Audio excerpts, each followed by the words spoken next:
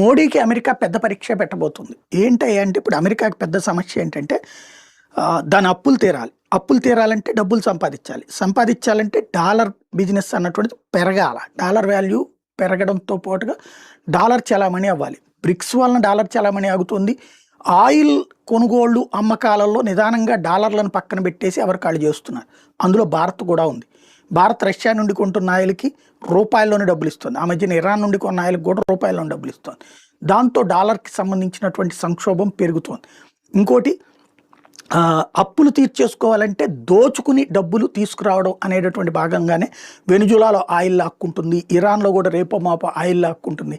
వాటిని ఇప్పుడు అమ్ముకోవాలి. అమ్ముకుంటేనే కదా వాళ్ళకి డబ్బులు వచ్చేది. అది మన నెత్తిన రుద్దాలి. దాంతోపాటుగా వాళ్ళ దేశంలోని వ్యవసాయ ఉత్పత్తులు చాలా వరకు ఎక్సెస్ ఉంటాయి. ఆ ఎక్సెస్ ఉత్పత్తుల్ని వేరే మార్కెట్ అంటే ఆఫ్రికా ఖండంలో అట్లాంటి చోట అమ్మితే వాళ్ళకి 10 రూపాయలు కూడా రాదు. భారత్ లాంటి చోట